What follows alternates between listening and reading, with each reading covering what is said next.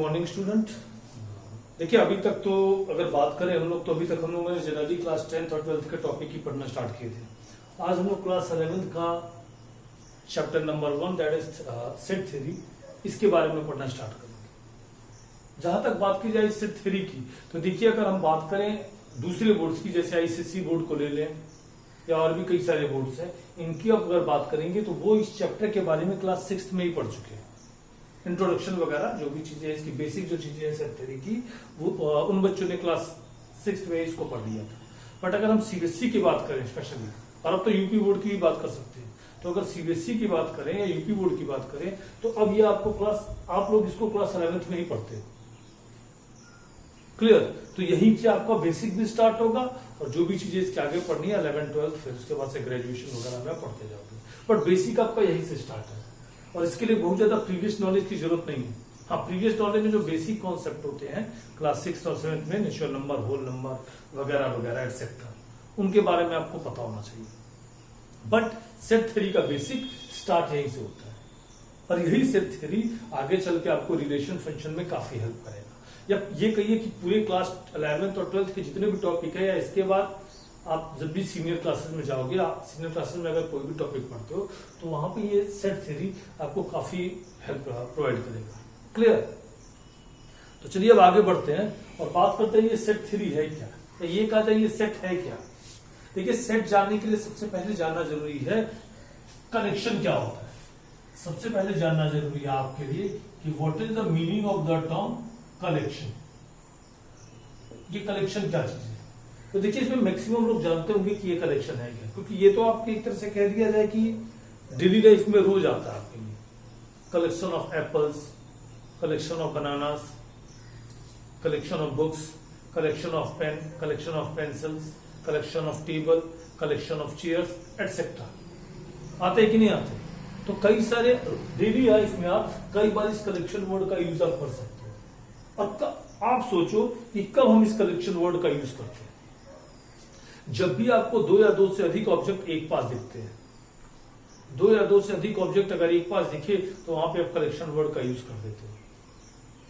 जैसे अगर आप अपनी क्लास की बात करो, क्लास 11th की बात करो, तो वहीं पे आप कह देते हो collection of students, collection of boys, collection of girls, collection of teachers, collection of fans, collection of benches etcetera, collection of chalk.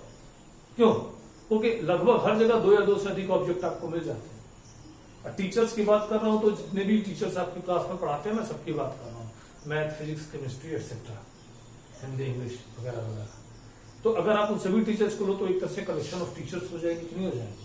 तो हर बार आप कलेक्शन वर्ड कहां पे यूज करते हो? जहां पे आपको दो या दो से अधिक ऑब्जेक्ट मिल जाए वहां पे आप कलेक्शन वर्ड का यूज कर देते हो। तो यहीं से हमारा कलेक्शन ऑफ वर्ड एक तरह से क्या कह सकते हो, इसको अगर डिफाइन करना है तो आप कह सकते हो कि group of objects, group of objects. जैसे भी मैं बात करता हूं रिवर्स की, जो इंडिया में रिवर्स जो फ्लो करती हैं, अगर मैं उनकी बात करूं तो चलिए कुछ रिवर्स के नाम लिख दिया जाए। सबसे पहले नंबर पे क्या लिख दिया? रावी। फिर और क्या लिख दिया जाए? गंगा। और क्या लिख दिया जाए? सतलुज। और भी कोई नाम याद है? गोदावरी, कावेरी एटसेट्रा। तो एक तरह से ये कलेक्शन ऑफ रिवर ही तो हुए, दो या दो से अधिक रिवर प्रेजेंट है कि नहीं प्रेजेंट है, तो इनको आप कलेक्शन ऑफ रिवर कह सकते हो। आप और भी एग्जांपल आपको मैं दे सकता हूं, कलेक्शन ऑफ नेचुरल नंबर आप कह सकते हो। नेचुरल नंबर जैसे ये मैंने कुछ नेचुरल नंबर्स लिख दिए, 1 2 3 4 5 दैट्स इट। तो एक तरह से ये आपके collection of first 5 natural number है कि ना है। तो इन सभी जो भी मैंने 2 या 3 एग्जांपल जो मैं ले रहा हूं, इनके आगे आप कलेक्शन वर्ड क्यों यूटिलाइज कर रहे हो? Because they are group of objects. ये ग्रुप ऑफ ऑब्जेक्ट्स है, इनको आप ऑब्जेक्ट कह सकते हो। तो ये आपके लिए कलेक्शन हो गया। क्लियर? तो कलेक्शन तो आपके समझ में आ गया होगा। अब जरा देखिए एक चीज और मैं बता रहा हूं, दूसरा जो टर्म आपको जानना जरूरी है वो है आपके लिए वेल डिफाइंड। वेल डिफाइंड क्या होता है? वेल डिफाइंड किसे कहते हैं? अब देखिए, इसको अगर डिफाइन करने की बात की जाए, सिंगल वर्ड में डिफाइन करने की बात की जाए, तो इसको हम एक तरह से कह सकते हैं यूनिवर्सल ट्रूथ। यूनिवर्सल ट्रूथ का मतलब जो कभी भी चेंज ना हो, जो कभी भी चेंज ना हो। जैसे अगर आप इस नेचुरल नंबर की बात करो, कभी भी चेंज नहीं होगा। जब भी आप फर्स्ट 5 नेचुरल नंबर्स की बात करोगे ना, तो फिर यही काउंट होंगे। तो वेल डिफाइंड का मतलब हो गया यूनिवर्सल ट्रूथ। अब इन दोनों को जरा मिक्स कर दीजिए आप, इन दोनों टर्म को एक में मिक्स कर दीजिए। जब एक में मिक्स करोगे तो क्या हो जाएगा? Well defined collection, well defined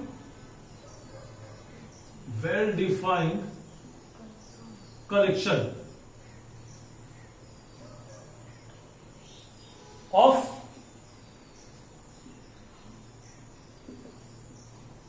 objects, well defined collection of objects is called, अब इसको मैं रहने दे रहा हूं, फिल इन द ब्लैंक्स को वैसे ही रहने दीजिए। अब आप कुछ कलेक्शन लीजिए जो वेल डिफाइंड हो, मतलब वो कलेक्शन जो कभी चेंज ना हो। जैसे मैंने ये एक एग्जांपल आपके लिए लिया ही था, नेचुरल नंबर का, फर्स्ट 5 नेचुरल नंबर का कलेक्शन। अब अगर इसमें कलेक्शन की बात करूं, तो ये कलेक्शन आपके लिए एक तरह से वेल डिफाइंड की कैटेगरी में भी है, क्योंकि ये कभी चेंज नहीं होगा। हुआ क्लियर होगा? नहीं होगा ना। और भी आप कलेक्शन ले सकते हो जो वेल डिफाइंड की कैटेगरी में आ जाए। एक तरह से वॉवेल्स का कलेक्शन ले सकते हो, ए, ई, आई, ओ, यू। ये जो कलेक्शन है, इसको भी आप कह सकते हो वेल डिफाइंड, मतलब यूनिवर्सल ट्रूथ है। ये कलेक्शन भी आपके लिए वेल डिफाइंड है, मतलब जो यूनिवर्सल ट्रूथ है। तो अगर आप कोई भी कलेक्शन लेते हो और अगर आपका कलेक्शन वेल डिफाइंड की कैटेगरी में आ जा रहा है, अगर आपका कलेक्शन वेल डिफाइंड की कैटेगरी में आ जा रहा है, तो उसी कलेक्शन को आप क्या कह सकते हो? That collection is known as set. ये कलेक्शन आपके लिए सेट की कैटेगरी में आ जाएगा। और वही मैंने लिखा है, well defined collection of object is called set. कोई भी कलेक्शन अगर आपको दिख रहा है, अगर आपको लगे कि वो कलेक्शन वेल डिफाइंड है, तो उसको आप सेट कह सकते हो। Set of boys, set of girls, set of teacher. अभी थोड़ी देर पहले आप कलेक्शन का यूज कर रहे थे, collection of boy, collection of girl and collection of teachers. But अब आप सेट का यूज करोगे, लेकिन सेट वर्ड किसके साथ यूटिलाइज करोगे? आप उन्हीं कलेक्शन के साथ यूटिलाइज करोगे जो कलेक्शन आपके वेल डिफाइंड। अगर आपके कलेक्शन वेल डिफाइंड नहीं है, तो उनके लिए केवल कलेक्शन ही रहने दीजिएगा, वहां पे सेट वर्ड का यूज मत करिएगा। सेट वर्ड का यूज आप उन्हीं कलेक्शन के साथ करोगे जो कलेक्शन आपके वेल डिफाइंड हो। अंडरस्टैंड? तो ये जो दो कलेक्शन मैंने लिखे, बोथ आर वेल डिफाइंड, और इन दोनों को आप एक तरह से सेट कह सकते हो। Set of first 5 natural number, set of vowels. अब कुछ बच्चे सोच रहे होंगे कि सर, जो क्लास में हमारे स्टूडेंट्स हैं, हमारी अपनी क्लास 11th में, उनके लिए क्या यूटिलाइज किया जाए? उनके लिए कलेक्शन यूटिलाइज किया जाए कि सेट यूटिलाइज किया जाए? तो ये तो आप सब जान रहे होगे ना, सेट उसी के साथ यूटिलाइज करिएगा, उसी कलेक्शन के साथ जो वेल डिफाइंड हो। और वेल डिफाइंड का मतलब जो कभी चेंज ना हो। तो चलिए आ जाइए, क्लास 11th की बात करते हैं आपके। अगर आप क्लास 11th की बात करो, क्लास 11th में जो स्टूडेंट्स हैं वो वेल डिफाइंड है या नहीं है, ये कैसे आइडेंटिफाई होगा? तो अब आप पहले अपना आंसर सोच लीजिए या बता दीजिए। देखिए, जो क्लास 11th में जो स्टूडेंट्स हैं वो आपके वेल डिफाइंड की कैटेगरी में आएंगे। क्यों? आपको लग रहा होगा सर ये तो चेंज हो जाएगा ना। अरे भाई, कैसे चेंज हो जाएगा? अगर मैं 2020 की बात करूंगा और आज से 100 साल बाद भी आऊंगा आपके स्कूल में या आपकी क्लास में, तो अगर आपके स्कूल का रजिस्टर निकालूंगा 2020 का, तो जो 50 या 40 स्टूडेंट है आपकी क्लास में, वही तो उसमें उनका नाम रहेगा, रोल नंबर 1 से लेकर रोल नंबर 40 तक। जब मैंने 10th पास किया या मैंने 11th पास किया, तो अगर मैं जाऊंगा अपने स्कूल में, कहूंगा कि जरा 11th का डेटा निकालिए इस ईयर का, इस पर्टिकुलर ईयर का, तो जब भी वो डेटा प्रोवाइड करेंगे हमें, तो फिर उन्हीं लड़कों का तो नाम होगा। अगर मेरा रोल नंबर उस क्लास में 24 था, तो आज भी 24 उस रजिस्टर में प्रेजेंट होगा। इसका मतलब अब वो पर्टिकुलर क्लास उस पर्टिकुलर ईयर की वो एक तरह से वेल डिफाइंड हो गई कि नहीं हो गई? वो कभी भी चेंज नहीं होगी। जब उसके आगे 2020 लग गया कि 2020 क्लास 11th स्टूडेंट्स, तो वो आपका वेल डिफाइंड होगा। और वेल डिफाइंड होगा तो उसको आप सेट ऑफ स्टूडेंट कह सकते हो ऑफ क्लास 11th। समझ में आई बात? तो वो आपके लिए वेल डिफाइंड है। अंडरस्टैंड? तो वेल डिफाइंड का यूज आप उन्हीं सेट का यूज आप उन्हीं कलेक्शन के साथ करोगे जो कलेक्शन आपके वेल डिफाइंड है। चलिए हम कुछ और एग्जांपल लेते हैं। तो चलिए अब इससे रिलेटेड कुछ एग्जांपल हम लोग ले लें। जैसे मैंने अभी थोड़ी देर पहले आपसे कहा कलेक्शन ऑफ नेचुरल नंबर या कलेक्शन ऑफ वॉवेल्स, और उनके लिए मैंने सेट वर्ड का यूटिलाइजेशन कर दिया। आप और भी एग्जांपल अपने डेली लाइफ से ले सकते हैं। Collection of friends in your classroom in the year 2020। अगर 2020 की बात करें और आपकी क्लास की बात करें और नंबर ऑफ फैंस की बात करें, तो जो फैंस हैं वो तो हमेशा वही रहेंगे ना। जब भी हम 2020 की बात करेंगे और अगर आपकी क्लास में 4 फैंस है, तो जब भी 2020 की बात करेंगे तो आपकी क्लास में वही 4 फैंस की बात होगी। हो सकता है अगले साल उसमें 5 फैन लग गए हैं या प्रीवियस ईयर में 2 ही फैन, बट जब 2020 की बात होगी तो नंबर ऑफ फैंस कितने होंगे? 4 ही होंगी। और वो फैंस हमेशा एक तरह से कांस्टेंट रहेंगे 2020 के लिए। F1, F2, F3 या F। इसको भी आप सेट ऑफ फैन कह सकते हैं in present in class 11th in the year 2020। Understand? तो ऐसे करके और भी आप अपने डेली लाइफ से एग्जांपल ले सकते हो, रिवर्स का, नेचुरल नंबर का, होल नंबर का, इंटीजर का, वगैरह वगैरह। अब हम आ जाते हैं अपने नेक्स्ट टॉपिक पे, रिप्रेजेंटेशन ऑफ सेट, या ये कहा जाए डिस्क्रिप्शन ऑफ सेट। सेट को कैसे डिस्क्रिप्ट करेंगे या कैसे उसको रिप्रेजेंट करेंगे। चलिए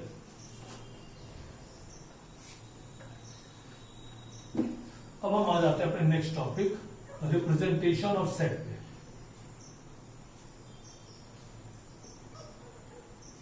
रिप्रेजेंटेशन ऑफ सेट। सेट को रिप्रेजेंट कैसे किया जाएगा? देखिए, आप जनरली सेट को रिप्रेजेंट करने के 2 तरीके हैं। Set represented in 2 different ways. The first one is and the second one is. पहले वाले को कहते हैं हम लोग रोस्टर फॉर्म। इसको एक दूसरे नाम से भी जानते हैं, दैट इज टेबुलर फॉर्म। और एक है आपके लिए सेट बिल्डर फॉर्म।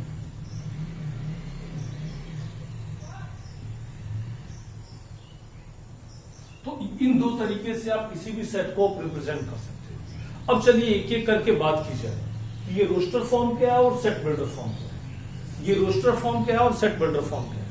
चलिए मैं आपके लिए कलेक्शन लिखता हूं। ये मैंने एक आपके लिए कलेक्शन लिख दिया।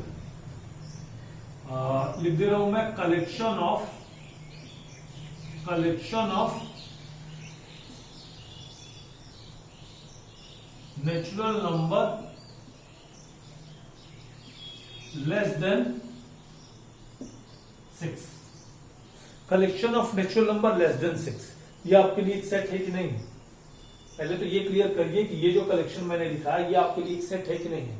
बिल्कुल सेट है, क्योंकि ये कलेक्शन हमारे लिए वेल डिफाइंड है। जब भी हम 6 से छोटा नेचुरल नंबर की बात करेंगे, then our answer is 1, 2, 3, 4 and 5। अब इस सेट को हमें रोस्टर फॉर्म और सेट बिल्डर फॉर्म में लिखना है। तो सबसे पहले बात करते हैं हम roster form, that is tabular form. Tabular form की हम बात कर रहे हैं सबसे पहले। तो देखिए, किसी भी कलेक्शन को या किसी भी सेट को अगर आपको टेबुलर फॉर्म में लिखना है, तो सबसे पहले आप ये ध्यान रखिएगा कि जो भी सेट होगा उसके एलिमेंट को आप कंसीडर कर लीजिएगा। जैसे अगर अब मैं कलेक्शन ऑफ नेचुरल नंबर की बात करूं less than 6, then our answer is 1, 2, 3, 4, 5। यही 5 होंगे। अब इन्हीं को मैं टेबुलर फॉर्म में लिखना है। देखिए, टेबुलर फॉर्म का मतलब टेबल के फॉर्म में अरेंज कर दीजिए, बस एक ऑर्डर, पर्टिकुलर ऑर्डर में टेबल के फॉर्म में अरेंज कर दीजिए। तो हम लोग करेंगे क्या? हम लोग तुरंत जब भी किसी सेट को रोस्टर फॉर्म में लिखना होगा, तो सबसे पहला काम होगा, हम तुरंत इस थर्ड ब्रैकेट या कर्ली ब्रैकेट का यूज करेंगे और इस कर्ली ब्रैकेट को एक कैपिटल लेटर से डिनोट कर देंगे। नोट कर दिए। और अब इस कर्ली ब्रैकेट में ये जो ऑब्जेक्ट्स थे, ये जो आपके नेचुरल नंबर थे जो कि 6 से कम थे, उनको इसमें लिख देंगे, कॉमा से रिप्लेस करते हैं। और ये आपके लिए एक तरह से रोस्टर फॉर्म हो गया या टेबुलर फॉर्म हो गया, collection of natural number less than 6। एक चीज ध्यान रखिएगा, एक चीज ध्यान रखिएगा कि जब भी किसी भी आप कलेक्शन को रोस्टर फॉर्म में या किसी भी सेट को रोस्टर फॉर्म में जब आप लिखने जाओगे या टेबुलर फॉर्म में लिखने जाओगे, तो उस जो एलिमेंट्स होते हैं, एलिमेंट्स शुड नॉट रिपीट, कोई एलिमेंट रिपीट नहीं करने चाहिए, कोई एलिमेंट रिपीट नहीं करने चाहिए। अंडरस्टैंड? तो ये आपके लिए एक तरह से रोस्टर फॉर्म है।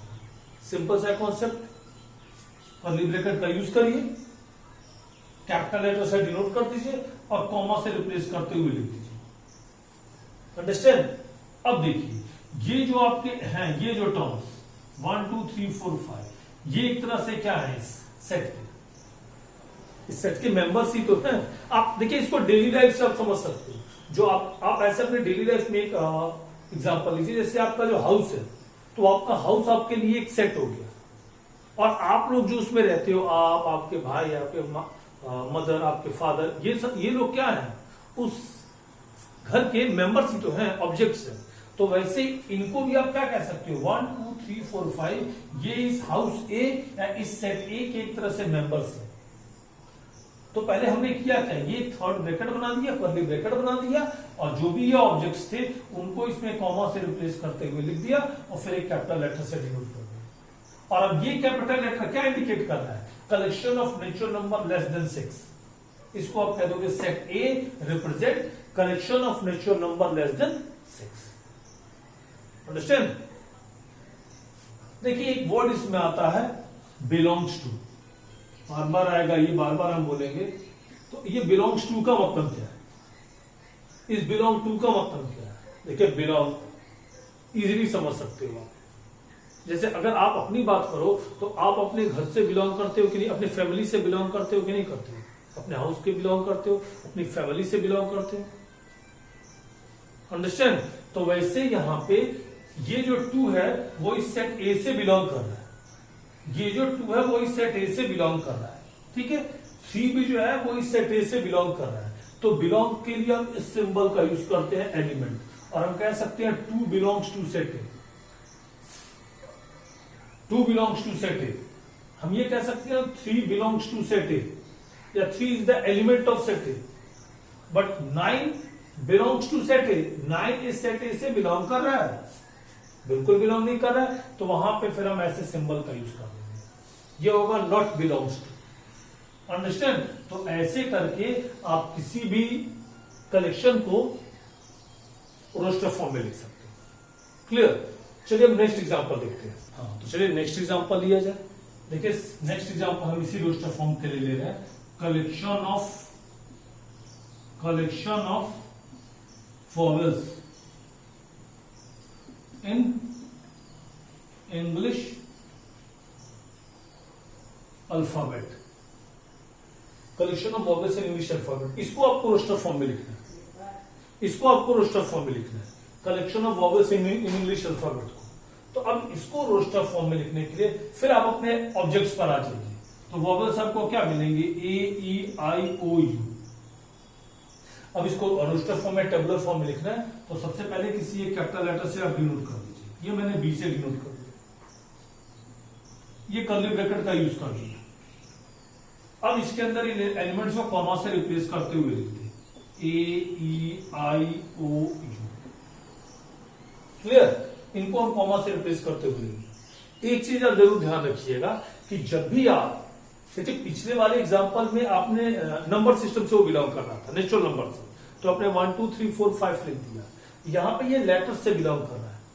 तो एक चीज ध्यान रखिएगा कि जब भी आप किसी भी कलेक्शन को रोस्टर फॉर्म में लिखने जाइएगा, तो जब भी आप इस थर्ड या कर्ली ब्रैकेट के अंदर इन लेटर्स को लिखोगे, तो ये ध्यान रखिएगा आप हमेशा उसको स्मॉल लेटर में लिखिएगा, कैपिटल लेटर में लिखने की कोशिश मत करिएगा।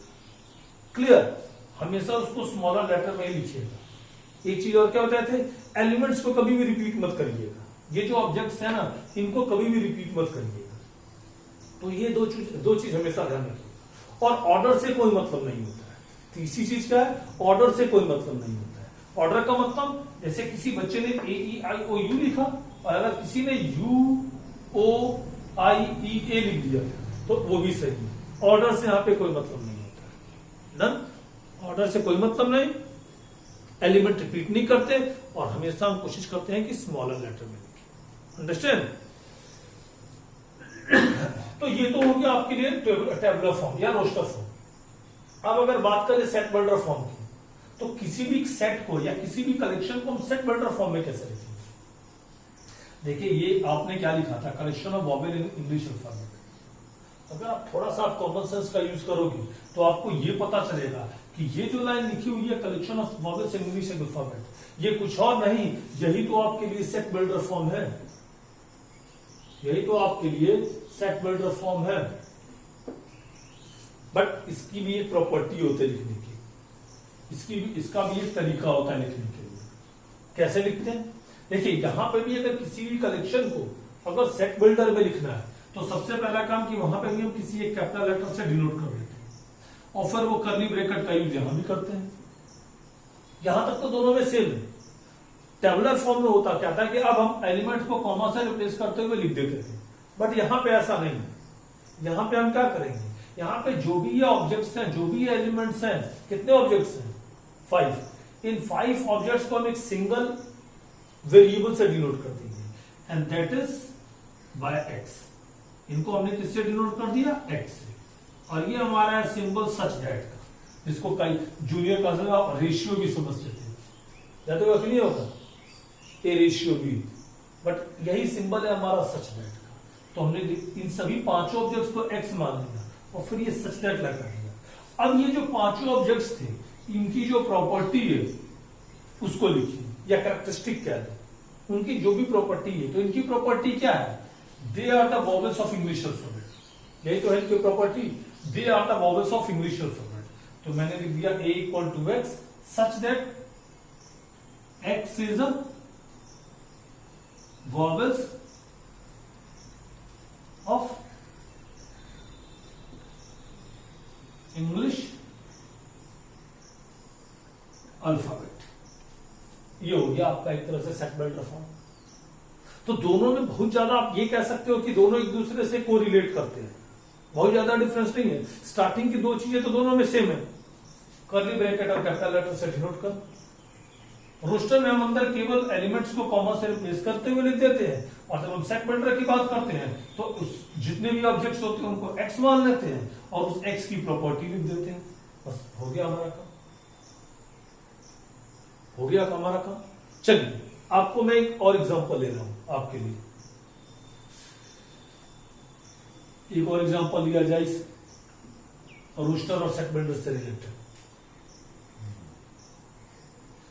जैसे मैं एक सेट लिख रहा हूं सेट बिल्डर फॉर्म में, ये मैंने लिख दिया a is equal to x such that x is a letter of the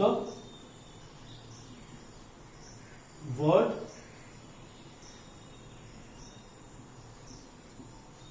school.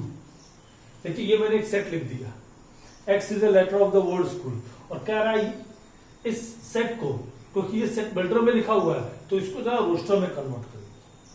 देखिए, जब इसको हम रोस्टर में कन्वर्ट करने जाएंगे तो x is a letter of the word school. x क्या है? ये जो स्कूल है ना, इसके लेटर्स इंडिकेट कर रहे हैं, तो इनको लिखा जाए। तो ये देखिए, मैंने लिख दिया कॉमा से रिप्लेस करते हुए SCHOL। देखिए, ओ 2 बार रिपीट हो रहा था, बट मैंने उसे एक ही बार लिखा क्योंकि मैंने पहले ही बता दिया था रोस्टर फॉर्म में लिखते समय रिपीटिशन अलाउ नहीं होता है। एक क्वेश्चन आपके दिमाग में अभी भी स्ट्राइक कर रहा होगा कि सर आपने तो कहा था कि जब हम रोस्टर फॉर्म में लिखते हैं तो जो भी एलिमेंट्स होते हैं उनको हमेशा हम स्मॉलर लेटर में लिखते हैं, यहाँ पे तो सर ये कैपिटल लेटर में आपने लिख दिया। देखिए, इसीलिए मैंने एग्जाम्पल भी दिया। देखिए, कैपिटल लेटर में मैंने क्यों लिखा? क्योंकि जो ये सेट बिल्डर दिया था इसमें ऑलरेडी ये कैपिटल लेटर्स में दिए गए, तभी मैंने इनको कैपिटल लेटर में लिखा। अगर ये केवल इतना ही, अगर ये स्मॉलर लेटर में लिखा होता या ना लिखा होता, जैसे प्रीवियस एग्जांपल में जो वॉवेल वाला एग्जांपल लिया था, वहां पे केवल क्या था? x is a letter of the word, x क्या था? x is a vowel in English alphabet. तो मैंने ए या यू लिख दिया, लेकिन अगर पर्टिकुलर वर्ड ही दे दिया होता और कहता हूं उसके लेटर्स को रोस्टर फॉर्म में रिप्रेजेंट करिए, तो फिर हम देख लेंगे कि वो किस स्मॉलर में है या कैपिटल में है, क्योंकि कैपिटल लेटर में पहले से दिए गए तो फिर इनको कैपिटल में लेटर में लिखना हमारे लिए कंपलसरी हो गया। तो ये बेसिक डिफरेंस ध्यान रखिए, अगर पहले से कैपिटल लेटर दे दिया है तो फिर कैपिटल लेटर लिखिएगा, और अगर by the way capital letter ना देके कुछ नहीं दिया तो वहां पे आप हमेशा स्मॉलर लेटर का ही यूज करिएगा। अंडरस्टैंड? तो ये आपके लिए एक तरह से रोस्टर फॉर्म और सेट बिल्डर फॉर्म हो गया। इन पर चाहे तो कुछ और एग्जांपल ले सकते हैं, तो चलिए हम कुछ और एग्जांपल लिया जाए। हाँ, तो चलिए देखिए, ये मैंने 2 एग्जांपल लिख दिए और ये 2 सेट मैंने लिखे हुए हैं, और ये दोनों सेट किस फॉर्म में है आप बताओ? ये दोनों सेट हमारे एक तरह से रोस्टर फॉर्म में, ये दोनों सेट हमारे लिए एक तरह से रोस्टर फॉर्म में। कह रहा है इनको आप सेट बिल्डर में कन्वर्ट कर दीजिए, तो चलिए इनको सेट बिल्डर में कन्वर्ट किया जाए। देखिए, सेट बिल्डर में कन्वर्ट करने के पहले एक कुछ टॉपिक्स हैं, या एक सिंगल टॉपिक है, मैं आपको फिर बताता हूं। जरा यहां पे आप ध्यान दीजिए। जैसे अगर मैं आपसे ये कहूं, जैसे आपने कई सारे नंबर्स आपने पढ़े हुए हैं, रियल नंबर पढ़ा हुआ है, इमेजिनरी नंबर पढ़ा हुआ है, इरेशनल नंबर पढ़ा हुआ है, रेशनल नंबर पढ़ा हुआ है, होल नंबर वगैरह वगैरह। स्टार्ट करते हैं। सबसे पहले अगर मैं आपसे पूछूं ये आपके लिए क्या है, 1 2 3 4 डैश डैश डैश, ये आपके लिए एक तरह से क्या है? Then your answer is sir they are the collection of natural numbers, they are the collection of natural number. तो अभी सेट थ्योरी में कलेक्शन ऑफ नेचुरल नंबर को, सेट ऑफ नेचुरल नंबर को डिनोट करने के लिए हम इस कैपिटल एन का यूज करते हैं, और ये कैपिटल एन हमेशा हमारे लिए नेचुरल नंबर इंडिकेट करता है, set of natural number he indicate करता है, collection of natural number indicate करता है। ठीक वैसे ही अगर हम ये होल नंबर्स की बात करें, तो होल नंबर को इंडिकेट करने के लिए किसका यूज किया जाता है? W का। अगर हम रियल नंबर्स की बात करें, 1 1.1 1.2 डैश डैश डैश, तो रियल नंबर को इंडिकेट करने के लिए हम इस कैपिटल R का यूज करते हैं। ये हमेशा हमारे लिए एक तरह से set of real number indicate करता है, collection of real number indicate करता है। और भी नंबर्स हैं आपके लिए।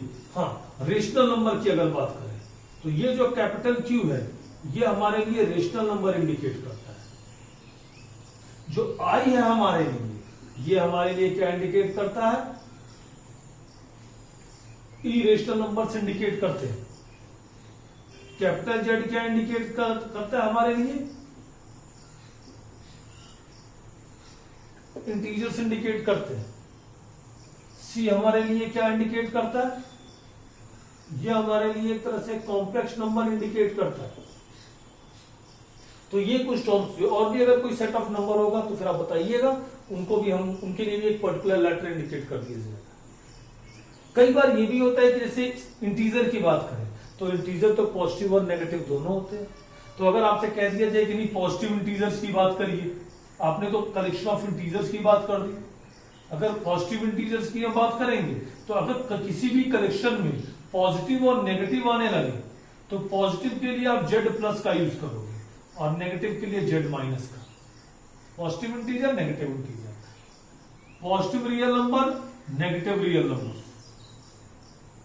अंडरस्टैंड? ऐसे ही आप और भी जो भी नेचुरल और होल तो नेगेटिव होते नहीं है, वो तो पॉजिटिव रहते हैं, तो उनके लिए केवल N और W। बट अगर कोई और सेट ऑफ नंबर है और वो पॉजिटिव भी होते हैं और नेगेटिव भी होते हैं, तो पॉजिटिव के लिए यहाँ पे ऊपर साइड में प्लस लगा दीजिएगा और नेगेटिव के लिए माइनस का साइन। पर ये आपको हर जगह ये यूज मिलेगी। कहीं पर भी N लिखा है आप तुरंत समझ जाओगे, it indicate set of natural number. कहीं पर भी आपके लिए Q लिखा है, it indicate set of rational number, it indicate set of real number, set of whole number, etcetera. Clear?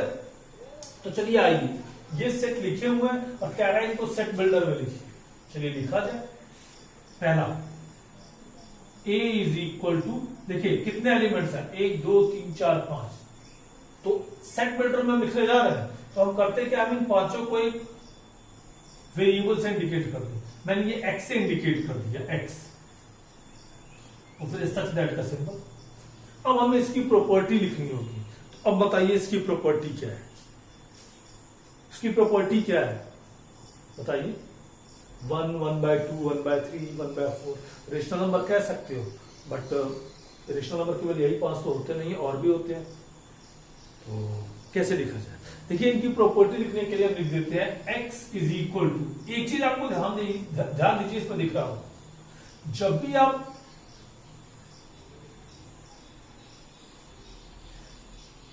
यहां पे 1/1, 1/2, 1/3, 1/, न्यूमरेटर इसका फिक्स है, न्यूमरेटर इसका फिक्स है कि नहीं फिक्स है, पर डिनोमिनेटर क्या है? डिनोमिनेटर आपके नेचुरल नंबर है 1, 2, 3, 4, 5, यही है ना। न्यूमरेटर फिक्स है, that is what 1, but denominator keep changing, that is 1, then 2, then 3, 4 and then 5। तो हम लिख देते हैं x is equal to 1/n, और मैंने लिख दिया यहाँ पे n belongs to the set of natural number, n आपका नेचुरल नंबर है कि नहीं है? बट एक चीज और है, जो नेचुरल नंबर है लेकिन 6 से क्या है वो कम है, 1, 2, 3, 4, 5 ही तक तो है, तो हम लिख देते हैं where n लेस देन 6। ये हो गया, आपने इसको सेट बिल्डर में लिख दिया। देखिए, प्रॉपर्टी इंडिकेट करनी होती है यहाँ पे, और जो भी ये 5 एलिमेंट्स हैं इनकी प्रॉपर्टी इंडिकेट कर दी मैंने। x is equal to 1/n fractional numbers है, और जो n है ये नेचुरल नंबर्स है, और 6 से कम है, तो इंडिकेट कर दी। सेकंड की बात करते हैं, b, इसको भी x मान लें। अब इसकी प्रॉपर्टी बताइए, ये बताइए आपके लिए क्या है? 0, 3, 6, 9 and 12, क्या समझ में आ रहा है? देखिए, यहां से अगर आप देखोगे तो they are the multiple of 3, sorry 3 1 जा 3, 3 2 जा 6, 3 3 जा 9, 3 4 जा 12 and dash dash dash, but here is ये भी तो 3 का मल्टीपल है, 3 0 जा 0, so you can write x is equal to 3n where n belongs to natural number, sorry n belongs to whole number हो जाएगा ना, क्योंकि 0 भी आ जाए। x is n is a multiple of 3, तो अगर n की जगह होल नंबर रखोगे, 0 रखते तो 3 0 जा 0, 1 रखते 3 1 जा 3, 3 2 जा 6, 3 3 जा 9, so डैश डैश डैश है, तो इनफाइनाइट टर्म तक गया है, इसीलिए हमने इसको लिमिट नहीं दी। तो ये आपने इसको सेट बिल्डर में कन्वर्ट कर दिया, और इनिशियल स्टेज में रोस्टर फॉर्म में, ठीक है। रोस्टर में होगा तभी उसको सेट बिल्डर में कन्वर्ट करोगे, और अगर सेट बिल्डर में होगा तभी उसको रोस्टर में आप कन्वर्ट कर पाओगे। ऐसा नहीं है कि डायरेक्ट आप लिख दोगे, समझ में आएगा? तो ये आपके लिए फर्स्ट टॉपिक हुआ, और अब हम इससे रिलेटेड कुछ क्वेश्चन सॉल्व करेंगे नेक्स्ट वीडियो में। इसको पॉज करके बीच बीच में आप इसको समझिए, और अगर कोई भी प्रॉब्लम हो तो आप कमेंट बॉक्स में लिखिए। क्लियर? एट लास्ट वीडियो को ज्यादा से ज्यादा लाइक करिए, शेयर करिए, और साथ साथ सब्सक्राइब भी करिए। और हाँ, जो नोटिफिकेशन वाला जो बेल है उसको क्लिक करना मत भूलिएगा, क्योंकि जब भी वीडियो आपको आएगी तो तुरंत आपको क्या होगा, पता चल जाएगा कि नई वीडियो आ गई है, तो आप डायरेक्ट वहां से जाके और वीडियो आप देख सकते। क्लियर? Good bye.